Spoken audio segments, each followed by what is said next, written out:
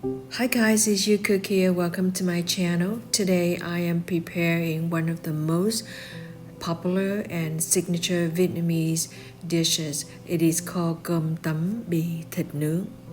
Instead of grilling my pork chops, I'm going to pan-sear my pork chops, and I'm using broken rice for this recipe instead of regular rice.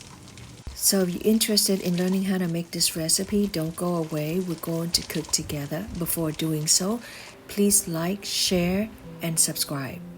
I'm preparing for 6 persons, so I'm using 6 pork chops. And if you're looking to make pork chops, make sure you look for this type of marbling. The meat is more juicy and tender.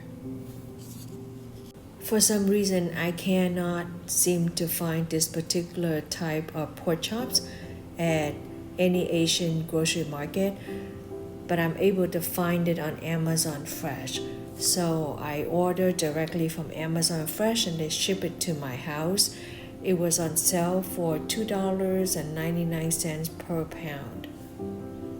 I am marinating my pork chops with just a few ingredients.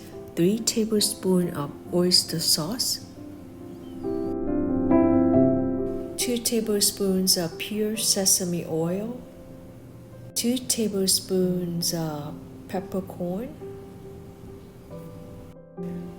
and 2 tablespoons of sugar.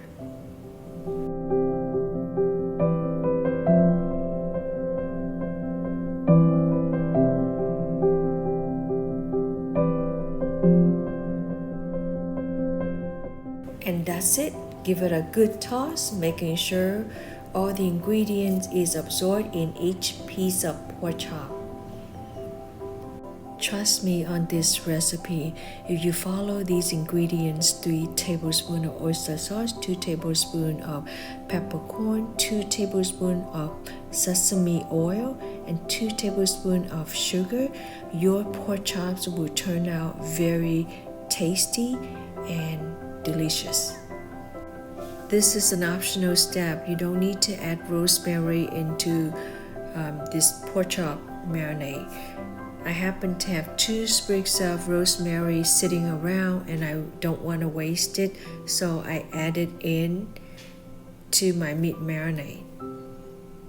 Cover my pork chops with plastic wrap and let it sit in the refrigerator for at least 2 to 3 hours before pan-seared. If refrigerating is not convenient, you can just set it aside for at least 20 minutes at room temperature and you can still pan-sear it.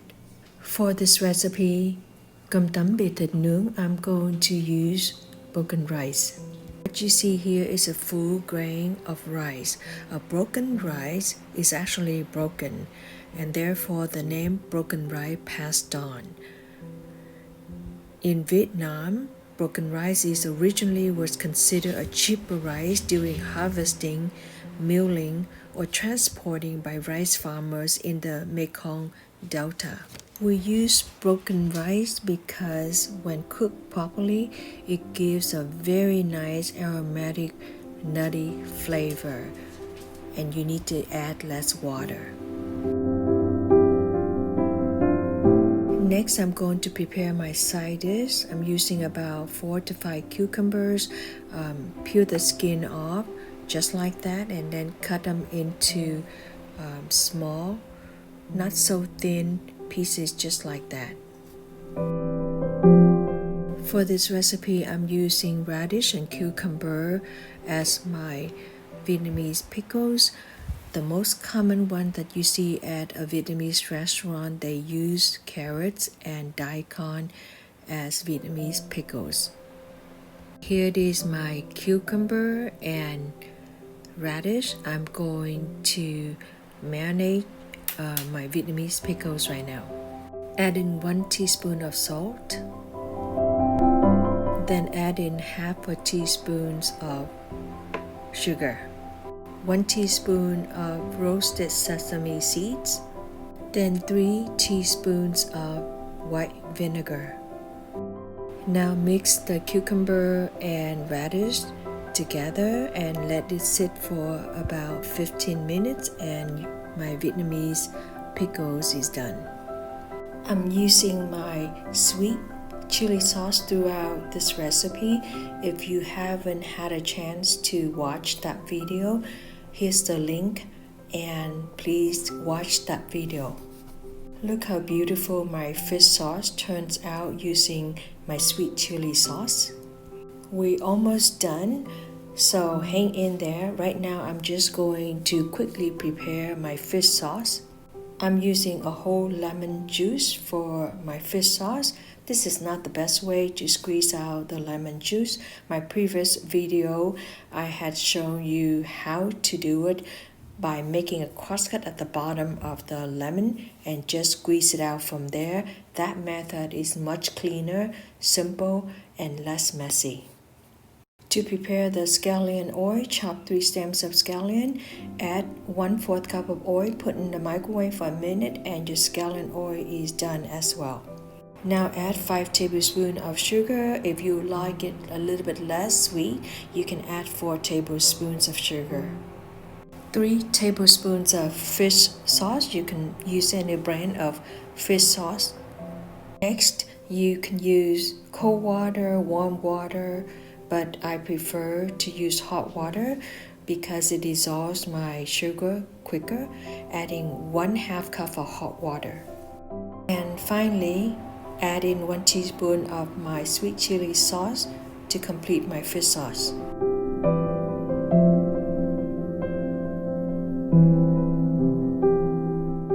Did you hear that sound? That is a sound to tell you that the heat is hot enough for my pork chops. For this recipe, I like to pan sear my pork chops because it's more juicy and moist. I tried grilling it before and it's a bit on the dry side, so this time I'm only going to pan sear it. My stove is very hot and this is at medium heat and I'm using a stainless steel pan. For this recipe, I'm adding in 2 teaspoons of cognac. You don't need to add cognac if you don't have it. If you have wine, that's okay. If you don't have it, that's okay as well. I'm only adding in cognac because I want to bring out the aromatic flavor of all the ingredients in my marinated meat. Depending on your stove, for mine, I cook 3 minutes on each side and that should be good enough. And close the lid, turn off my heat. Every stove is different depending on the thickness of your pork chop. Make sure you cook it properly so it's edible. Don't overcook your pork chops and don't undercook your pork chops. For shredded pork preparation, please see my other video. If you're not sure how to make shredded pork, please go to my video right here, grilled chicken rice combo.